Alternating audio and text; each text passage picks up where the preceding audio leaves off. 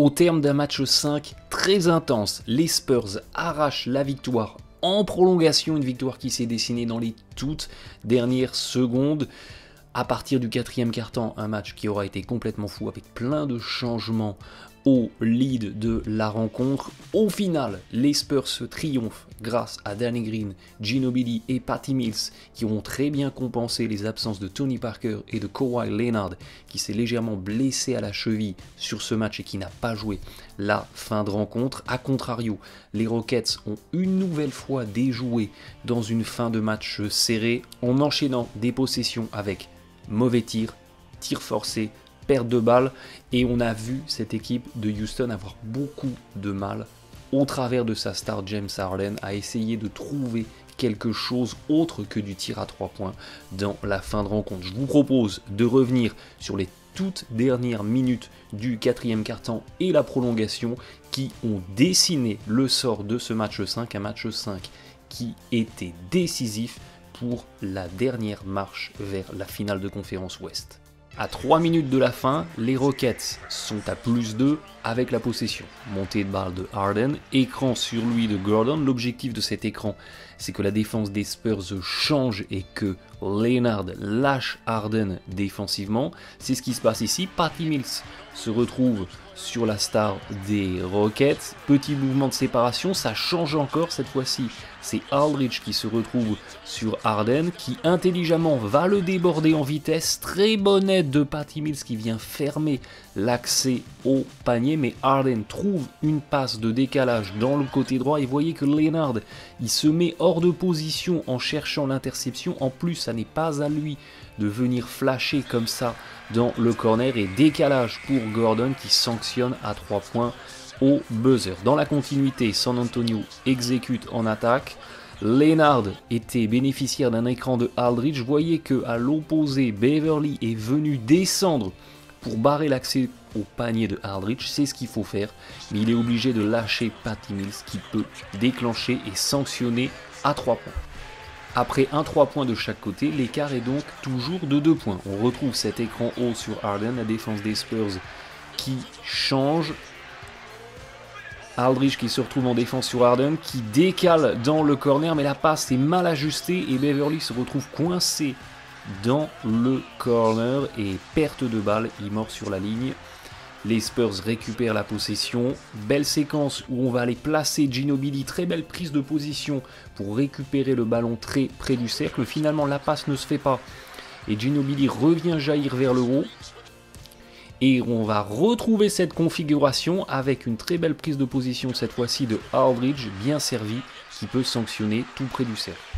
Montée de balle pour les Rockets et possession qui va être symptomatique de ce que l'attaque de Houston va dérouler sur la fin de match. Ici, Capella vient poser un écran sur Harden. Ginobili passe très bien sous l'écran, vient se replacer sur Harden et conteste très bien le tir à 3 points sur le step back. Stop défensif des Spurs. Après un très bon stop des Rockets, Houston a une nouvelle possession et on va retrouver des écrans hauts pour Harden, beaucoup d'intensité défensive de Patty Mills et James Harden arrive à provoquer la faute. Les Rockets sont dans le bonus, il reste 1 minute à jouer. James Harden met les deux et propulse Houston à +2.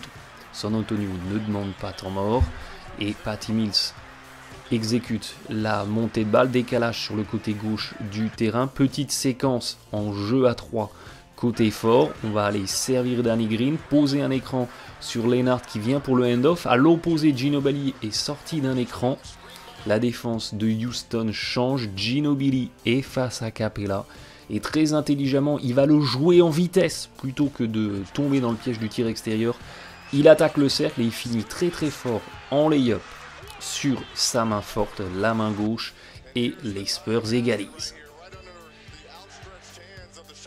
Les Rockets ont demandé temps mort et remettent en jeu mi-terrain. Énorme cafouillage défensif des Spurs qui laisse Harden tout seul dans la raquette. Finalement, Houston ne réalise pas cette passe qui aurait laissé James complètement seul sous le cercle. On va retomber côté Rockets dans une séquence d'isolation.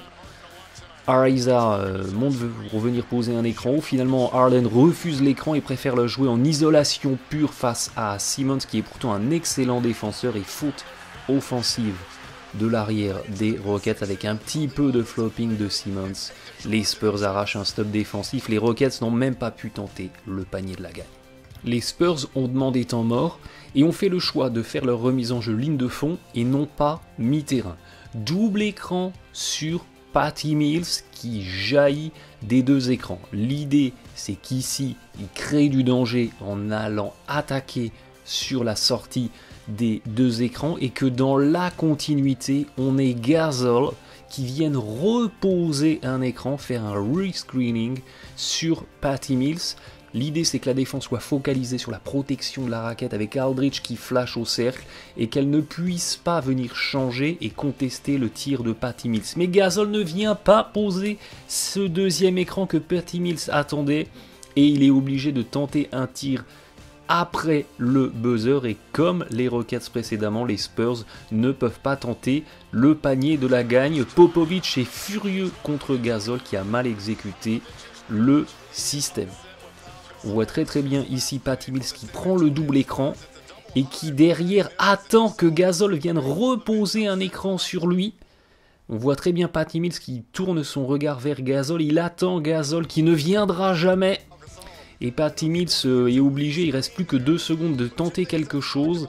Et finalement Harden en sautant dans la feinte empêche Mills de tenter le dernier tir.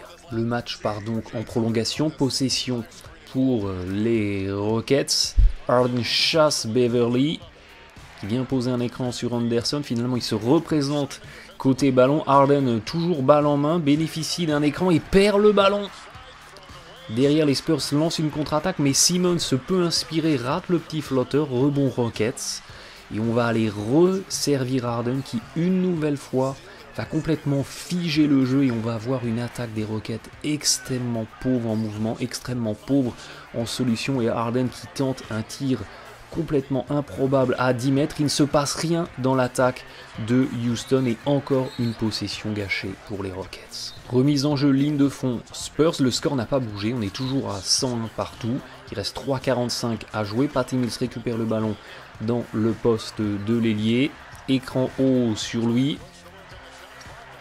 Patty Mills sort de l'écran, attaque le cercle, perd quasiment le ballon avant de resservir Green qui attaque bien dans l'intervalle. Belle fixation de Ginobili qui sert Green pour un tir à 3 points tout seul, mais c'est manqué. Et rebond offensif des Spurs qui, grâce à tous ces rebonds offensifs en fin de match, ont réussi à sauver ce match 5. Remise en jeu latérale, Patty Mills qui manque la réception tir. Derrière, il prend son propre rebond, encore un rebond offensif, et puis on va retemporiser, fixer au poste bas sur Aldridge face à Capella et qui perd le ballon. Très bon stop défensif des Rockets qui ont bien doublé sur Aldridge. Et puis côté Houston, on va retomber dans cette attaque ultra stéréotypée, ultra lente, où on contraint Harden à l'exploit face à des bons défenseurs, face à Simmons et face à Danny Green qui pourrait ici venir changer. Il reste que 3 secondes à jouer, step back à 3 points et nouveau tir manqué pour Houston. Il reste 2 minutes à jouer dans cette prolongation et le score n'a pas bougé. On est toujours à égalité 101 partout. Très bon drive de Harden après un écran. Danny Green inexplicablement vient aider alors que Aldridge était en train de contenir l'arrière des Rockets qui décale bien pour Beverly qui sanctionne à 3 points. Possession pour les Spurs, du coup à -3. On va servir Ginobili, mais on a perdu beaucoup de temps sur la mise en place. Il reste plus que 10 secondes à jouer. Step back de Ginobili qui est trop court à 3 points et rebond pour Houston. Les Rockets à +3, 1:30 à jouer avec la possession. Ça peut être l'un des tournants du match. Écran haut de Capella sur Harden qui perd le ballon et Simmons part à la contre-attaque et bonne intervention de Ariza qui casse le panier facile. Simmons va mettre ses 2 lancers et les Spurs reviennent à -1. Il reste 1:30 à jouer. Ballon pour James Harden. Montée de balle pour Houston. Et devinez ce qu'on va faire côté Rockets. Un écran haut pour James Harden. Très bon replacement de Simmons. Harden qui attaque l'intervalle. Mais une nouvelle perte de balle. Les Spurs arrachent un stop défensif et vont pouvoir mettre en place de l'autre côté. Belle lecture de Patty Mills qui a vu le mismatch, qui a vu que James Harden défendait sur Aldridge. Démarquage donc de Simmons dans l'aile qui va servir de relais pour aller retrouver l'intérieur des Spurs. Aldridge qui le joue de haut panier face à Harden. Ressort sur Ginobili qui décale Green à 3 points et les Spurs passent à +2. Houston ne prend pas temps mort, joue cette possession dans la continuité. Harden refuse l'écran de Beverly. Énorme flop de Simmons. Très bon décalage de l'arrière de Houston. Renversement dans le corner pour Anderson qui peut déclencher à 3 points et sanctionner au-delà de la ligne. Les Rockets repassent à +1.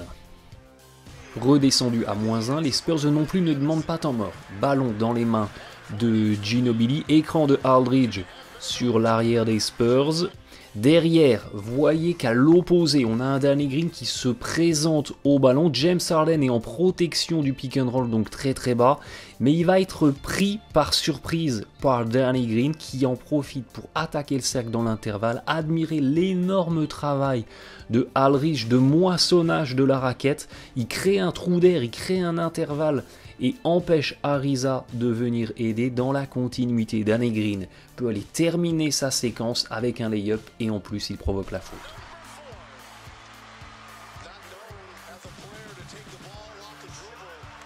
Temps mort Rockets, remise en jeu mi-terrain. Après un double écran sur Gordon qui peut jaillir récupérer la remise en jeu, on a une séquence en flare screen avec Ariza qui pose un écran dans le dos du défenseur de Harden, qui a tout le côté gauche pour jouer l'isolation. Finalement, on rescreen sur Harden.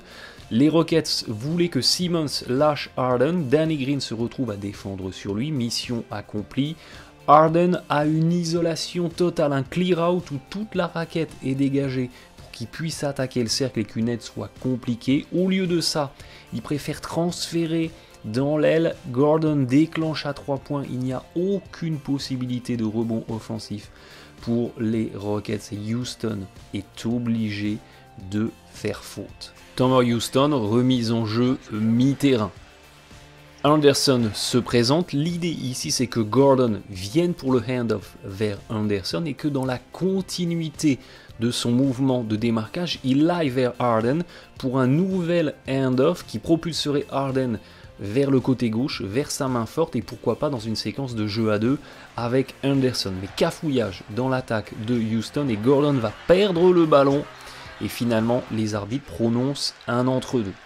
Entre-deux qui va être gagné par les Rockets qui récupèrent la possession. Et pourquoi ici, alors qu'il reste moins de 7 secondes à jouer, que rien ne va se passer en attaque, pourquoi les Rockets qui ont encore un temps mort, pourquoi ils ne l'utilisent pas pour remettre quelque chose en place? Ballon dans les mains de Harden et même question ici, il reste 3 secondes à jouer, Harden est trappé loin du cercle, pourquoi les Rockets n'utilisent pas leur dernier temps mort?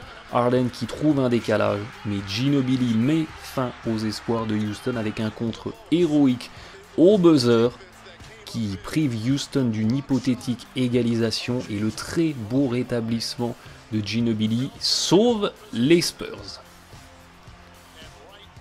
Au final, sur les dernières 7 minutes 33 de la rencontre, les Rockets vont enchaîner 5 pertes de balles et tourner à 2 sur 7 au tir. Les 7 tirs tentés auront été 7 tirs à 3 points, 28,6% de réussite. Beaucoup trop faible en attaque pour espérer négocier sereinement une fin de rencontre. Et on a revu ces Rockets que je vous ai présentés dans ma preview, qui avaient toutes les peines du monde à exécuter correctement et à trouver un petit peu de variété, un petit peu de danger en attaque sur des fins de match serrées, à l'image de James Harden qui aura été extrêmement discret sur ces dernières minutes avec un 0 sur 4 au tir et 4 ballons perdus. Les Spurs sans Leonard et sans Tipeee ont réussi à assurer l'essentiel, une victoire à domicile dans le match 5 et c'est d'autant plus intéressant qu'on avait beaucoup vu ces Spurs très Kawhi Leonard